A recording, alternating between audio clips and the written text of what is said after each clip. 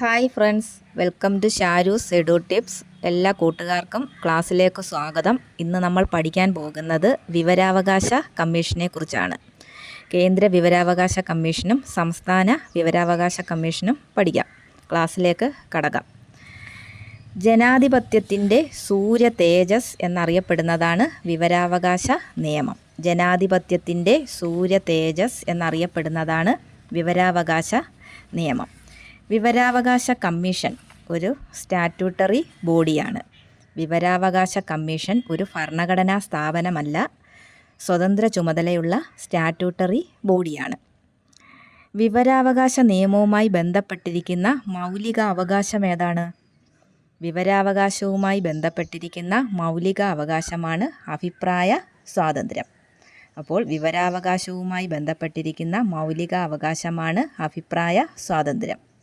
കേന്ദ്ര വിവരാവകാശ കമ്മീഷൻ നിലവിൽ വന്നത് 2005 ഒക്ടോബർ 12-നാണ്. കേന്ദ്ര വിവരാവകാശ കമ്മീഷൻ നിലവിൽ വന്നത് 2005 ഒക്ടോബർ 12-നാണ്. ഇത് പാർലമെൻറ്റ് പാസ്സാക്കിയതെന്നാണ്? 2005 ജൂൺ 15. 2005 ജൂൺ 15-നാണ് പാർലമെൻറ്റ് പാസ്സാക്കുന്നത്. അപ്പോൾ ദേശീയ വിവരാവകാശ കമ്മീഷൻ നിലവിൽ വന്നത് 2005 ഒക്ടോബർ 12. പാർലമെൻറ്റ് പാസ്സാക്കിയത് 2005 ജൂൺ 15-ന്. ഇതിൻ്റെ കാലാവധി, ദേശീയ വിവരാവകാശ കമ്മീഷൻ്റെ കാലാവധി 3 വർഷം അല്ലെങ്കിൽ 65 വയസ്സ്. ഇതിലെ അംഗസംഖ്യ ഒരു മുഖ്യ വിവരാവകാശ കമ്മീഷണറും 10-ൽ കൂടാത്ത അംഗങ്ങളും. അപ്പോൾ ദേശീയ വിവരാവകാശ കമ്മീഷൻ്റെ കാലാവധി 3 വർഷം അല്ലെങ്കിൽ 65 വയസ്സ്. ഇതിൻ്റെ അംഗസംഖ്യ ഒരു മുഖ്യ വിവരാവകാശ കമ്മീഷണറും 10-ൽ കൂടാത്ത അംഗങ്ങളും. ദേശീയ വിവരാവകാശ കമ്മീഷണറെ നിയമിക്കുന്നത് ആരാണ്? രാഷ്ട്രപതിയാണ് നിയമിക്കുന്നത്. സത്യവാചകം ചൊല്ലിക്കൊടുക്കുന്നതും രാഷ്ട്രപതി. രാജിക്കത്ത് നൽകേണ്ടതും രാഷ്ട്രപതിക്ക്. നീക്കം ചെയ്യുന്നതും രാഷ്ട്രപതിയാണ്.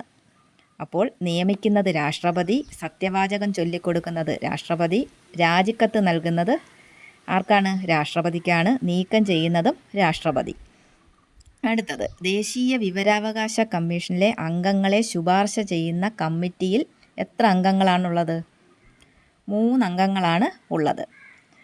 പ്രധാനമന്ത്രി, ലോകസഭയുടെ പ്രതിപക്ഷ നേതാവ്, പ്രധാനമന്ത്രി നാമനിർദ്ദേശം ചെയ്യുന്ന ഒരു ക്യാബിനറ്റ് മന്ത്രി.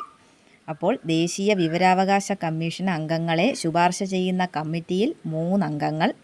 ആരൊക്കെയാണ്? പ്രധാനമന്ത്രി, ലോകസഭയുടെ പ്രതിപക്ഷ നേതാവ്, പ്രധാനമന്ത്രി നാമനിർദ്ദേശം ചെയ്യുന്ന ഒരു ക്യാബിനറ്റ് മന്ത്രി.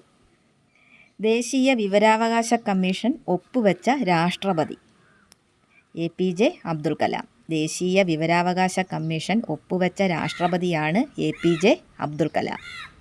നിലവിലെ കേന്ദ്ര മുഖ്യ വിവരാവകാശ കമ്മീഷണർ ആരാണ്? ഹീരാലാൽ സമരിയയാണ് കേന്ദ്ര മുഖ്യ വിവരാവകാശ കമ്മീഷണർ. അപ്പോൾ പറഞ്ഞത്, കേന്ദ്ര വിവരാവകാശ കമ്മീഷൻ നിലവിൽ വന്നത് 2005 ഒക്ടോബർ 12-നാണ്. പാർലമെൻറ്റ് പാസ്സാക്കിയത് 2005 ജൂൺ 15-ന്.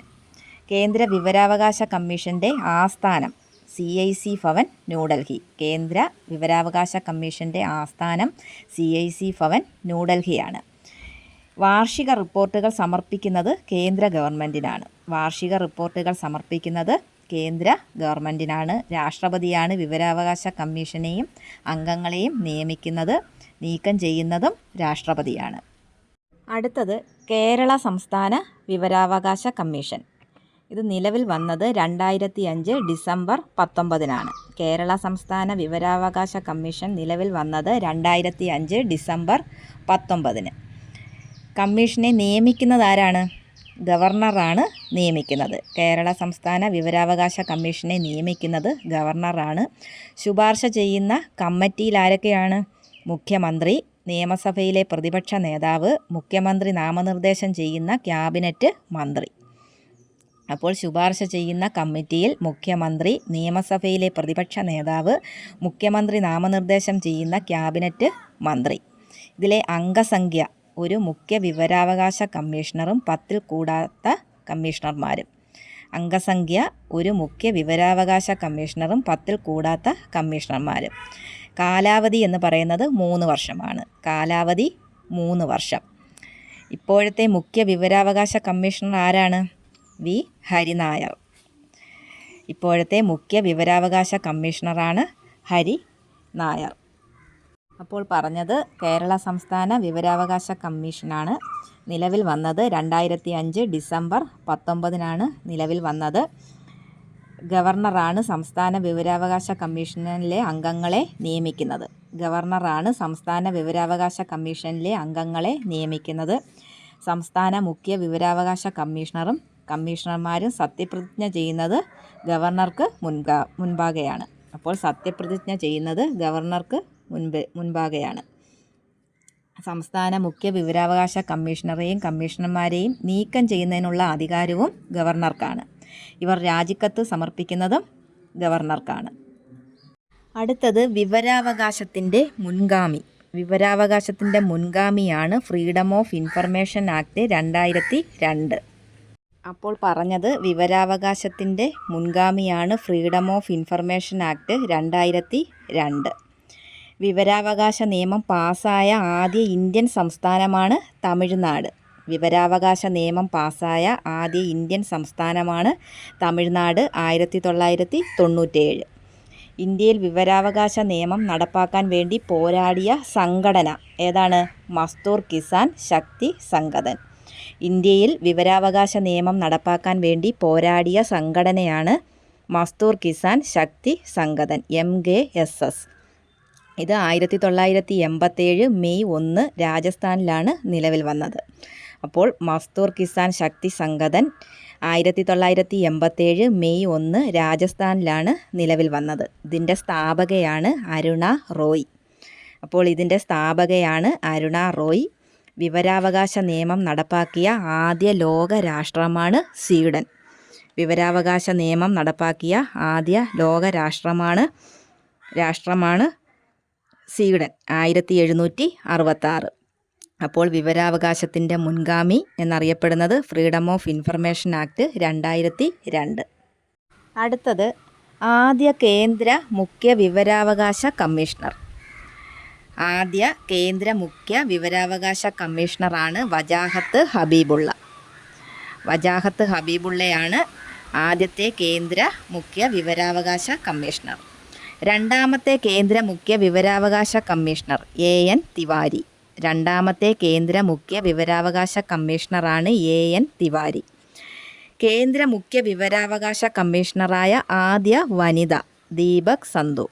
കേന്ദ്ര മുഖ്യ വിവരാവകാശ കമ്മീഷണറായ ആദ്യ വനിതയാണ് ദീപക് സന്ധു. കേന്ദ്ര മുഖ്യ വിവരാവകാശ കമ്മീഷണറായ രണ്ടാമത്തെ വനിത ആരാണ്? സുഷമ സിംഗ്.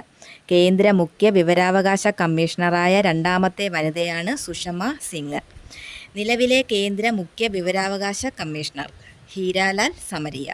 നിലവിലെ കേന്ദ്ര മുഖ്യ വിവരാവകാശ കമ്മീഷണറാണ് ഹീരാലാൽ സമരിയ. ആദ്യ കേരള സംസ്ഥാന മുഖ്യ വിവരാവകാശ കമ്മീഷണർ ആരാണ്? പാലാട്ട് മോഹൻദാസ്.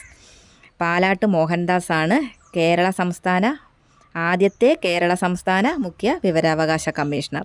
നിലവിലെ കേരള സംസ്ഥാന മുഖ്യ വിവരാവകാശ കമ്മീഷണറാണ് വി ഹരിനായർ.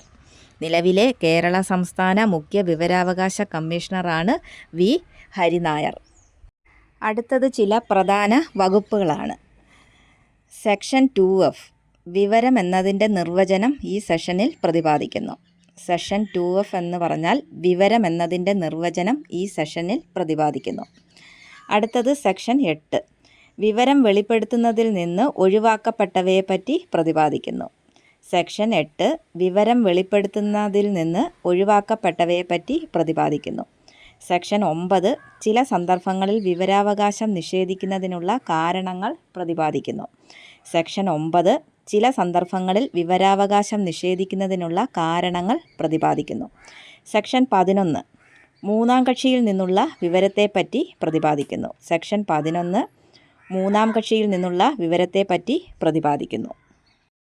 അടുത്തതായി വിവരാവകാശ ഭേദഗതി നിയമം 2019. വിവരാവകാശ നിയമം 2019 ലോക്സഭയിൽ അവതരിപ്പിച്ചത് 2019 ജൂലൈ 19 ജിതേന്ദ്ര സിംഗ് ആണ്. വിവരാവകാശ നിയമം 2019 ലോക്സഭയിൽ അവതരിപ്പിച്ചത് 2019 ജൂലൈ 19 ജിതേന്ദ്ര സിംഗ് ആണ്. ബില്ല് ജൂലൈ 22 ലോക്സഭയും ജൂലൈ 25 രാജ്യസഭയും പാസാക്കി. ബില്ലിൽ രാഷ്ട്രപതി ഒപ്പുവെച്ചത് 2019 ഓഗസ്റ്റ് 1 എന്താണ് പറഞ്ഞത്? ബില്ല് ജൂലൈ 22 ലോക്സഭയും ജൂലൈ 25 രാജ്യസഭയും പാസാക്കി. ബില്ലിൽ രാഷ്ട്രപതി ഒപ്പുവെച്ചത് 2019 ഓഗസ്റ്റ് 1 ഈ ഭേദഗതി പ്രകാരം ദേശീയ സംസ്ഥാന മുഖ്യ വിവരാവകാശ കമ്മീഷണർമാരുടെയും മറ്റ് വിവരാവകാശ കമ്മീഷണർമാരുടെയും കാലാവധി തീരുമാനിക്കുന്നത് കേന്ദ്ര സർക്കാരിൽ നിക്ഷിപ്തമാക്കി. മുൻപ് ഇത് 5 വർഷം അല്ലെങ്കിൽ 65 വയസ്സായിരുന്നു. 2019 ഭേദഗതി അനുസരിച്ച് കേന്ദ്ര സംസ്ഥാനങ്ങളിലെ മുഖ്യ വിവരാവകാശ കമ്മീഷണർ ഉൾപ്പെടെ എല്ലാ വിവരാവകാശ കമ്മീഷണർമാരുടെയും കാലാവധി 3 വർഷമാക്കി ചുരുക്കി.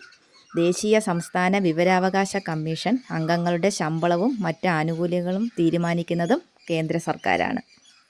2019 ഭേദഗതി പ്രകാരം കേന്ദ്ര മുഖ്യ വിവരാവകാശ കമ്മീഷണറുടെ ശമ്പളം 2,50,000 രൂപയാണ്. 2019 ഭേദഗതി അനുസരിച്ച് കേന്ദ്ര വിവരാവകാശ കമ്മീഷണർമാർ, സംസ്ഥാന മുഖ്യ വിവരാവകാശ കമ്മീഷണർ, സംസ്ഥാന വിവരാവകാശ കമ്മീഷണർമാർ എന്നിവരുടെ ശമ്പളം 2,25,000 രൂപയാക്കി. അടുത്തത് വിവരം ലഭിക്കുന്നത് എങ്ങനെയെന്ന് നോക്കാം. വിവരാവകാശ നിയമപ്രകാരം വിവരം ലഭിക്കുന്നതിന് അപേക്ഷ സമർപ്പിക്കേണ്ടത് ആർക്കാണ്? പബ്ലിക് ഇൻഫർമേഷൻ ഓഫീസർക്കോ അസിസ്റ്റൻ്റ് പബ്ലിക് ഇൻഫർമേഷൻ ഓഫീസർക്കോ ആണ്. വിവരം ലഭിക്കുന്നതിനായുള്ള അപേക്ഷാ ഫീസ് 10 രൂപയാണ്. അപ്പോൾ വിവരം ലഭിക്കുന്നതിനുള്ള അപേക്ഷാ ഫീസ് 10 രൂപയാണ്. പബ്ലിക് ഇൻഫർമേഷൻ ഓഫീസർക്ക് നൽകുന്ന അപേക്ഷയുടെ മറുപടി 30 ദിവസത്തിനകവും അസിസ്റ്റൻ്റ് പബ്ലിക് ഇൻഫർമേഷൻ ഓഫീസർക്ക് നൽകുന്ന അപേക്ഷയുടെ മറുപടി 35 ദിവസത്തിനകവും ലഭ്യമാകും. പബ്ലിക് ഇൻഫർമേഷൻ ഓഫീസർക്ക് നൽകുന്ന അപേക്ഷയുടെ മറുപടി 30 ദിവസത്തിനകവും അസിസ്റ്റൻ്റ് പബ്ലിക് ഇൻഫർമേഷൻ ഓഫീസർക്ക് നൽകുന്ന അപേക്ഷയുടെ മറുപടി 35 ദിവസത്തിനകവും ലഭ്യമാകും. ഒരു വ്യക്തിയുടെ ജീവനെയോ സ്വത്തിനെയോ സ്വാതന്ത്ര്യത്തിനെയോ ബാധിക്കുന്ന വിവരങ്ങളാണെങ്കിൽ 48 മണിക്കൂറിനുള്ളിൽ മറുപടി നൽകണം. ഒരു വ്യക്തിയുടെ ജീവനെയോ സ്വത്തിനെയോ സ്വാതന്ത്ര്യത്തിനെയോ ബാധിക്കുന്ന വിവരങ്ങളാണെങ്കിൽ 48 മണിക്കൂറിനുള്ളിൽ മറുപടി നൽകണം. ഇനി മറുപടി ലഭിച്ചില്ലെങ്കിൽ സമയപരിധിക്കുള്ളിൽ ശരിയായ വിവരം ലഭിക്കുന്നതിൽ വീഴ്ച വരുത്തുന്ന പബ്ലിക് ഇൻഫർമേഷൻ ഓഫീസർ അടയ്ക്കേണ്ട പിഴ എന്ന് പറയുന്നത് 250 രൂപ മുതൽ 25,000 രൂപ വരെയാണ്. ഒരപേക്ഷയിലൂടെ ഒന്നിലധികം വിവരങ്ങൾ ലഭിക്കാൻ ആവശ്യപ്പെടാം. ഇനി പബ്ലിക് ഇൻഫർമേഷൻ ഓഫീസറുടെ തീരുമാനത്തിൽ പരാതി ഉണ്ടെങ്കിൽ അപ്പീൽ നൽകേണ്ടത് മറുപടി ലഭിച്ച് അല്ലെങ്കിൽ മറുപടി ലഭിക്കേണ്ട സമയ പരിധി അവസാനിച്ച് 30 ദിവസത്തിനുള്ളിലാണ്. രണ്ടാം അപ്പീൽ 90 ദിവസത്തിനകം നൽകണം.